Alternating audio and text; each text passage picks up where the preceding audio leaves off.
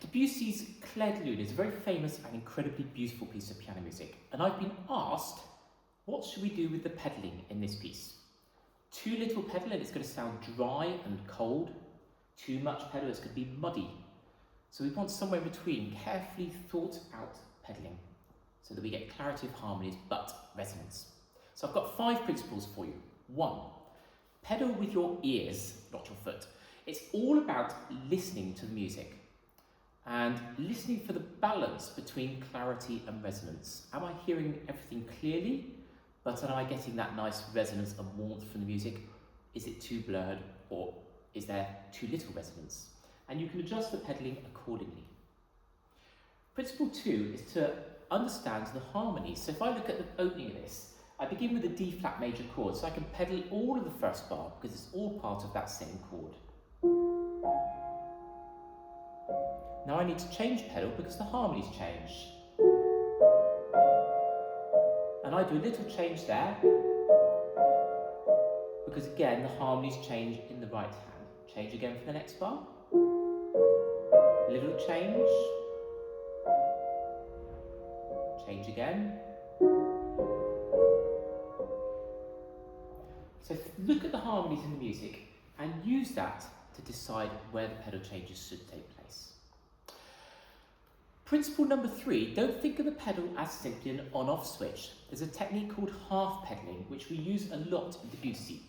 If you keep playing a note on the piano and take your pedal down very slowly, you'll notice about halfway down it half sustains the note.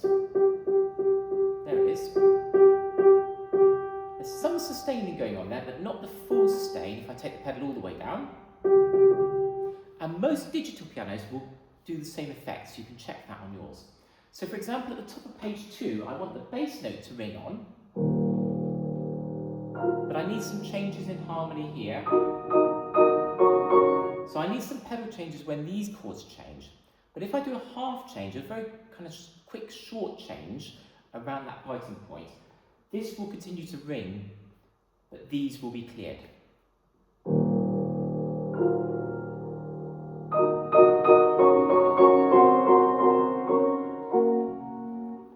You can demonstrate that. If I play that bass note and do some short pedal changes, it's still ringing. You can try that on your piano at home. Principle 4, the melody always needs to sing. So for example, here,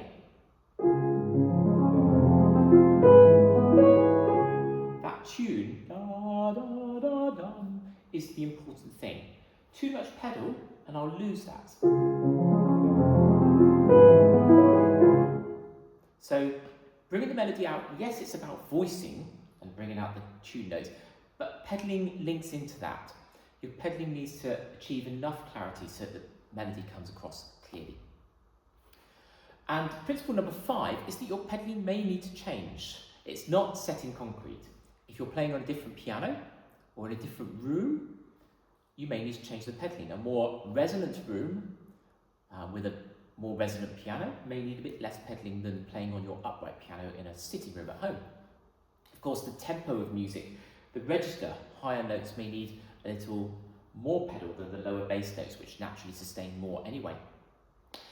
And of course, the sound you're trying to create. Some pianists will play this with slightly more pedal, some with slightly less, because it's all about that balance between the resonance and clarity, and you can achieve the sound you want to. So here are the 5 principles. Pedal with your ear, always listen to what you're doing. Look at the changes of the harmony. Principle 5, the pedal is not simply an on-off switch. Experiment with that half pedaling. 4, make sure the melody is always singing out clearly. And 5, be aware the pedaling may need to change when playing a different situation. So, what I'm going to suggest you have a go at doing in your practice today, on Clair de Lune, or even on a different piece, but something of this style, is first of all, deliberately play a 4-bar section with far too much pedal. Then deliberately play it with no pedal.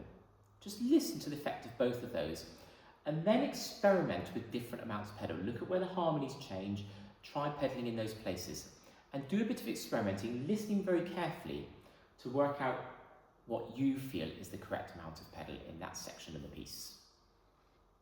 So the key thing is always listening with your ears. Now I hope you found that useful, and do let me know in the comments of this video. On Wednesday next week, I'm doing a free piano practice clinic online at 1 o'clock, and I'd love for you to join me. It's your opportunity to ask me any question you want about piano practicing. And you can also get for free my 7 keys to practicing smarter, and I'll put a link to that and the online piano practice clinic in the description of this video, as well as my effective piano practice course that you can access. And finally, do let me know in the comments how you get on with pedaling this piece, but also let me know any questions you have for me, and these may well become the subject of next week's tutorial or others into the future.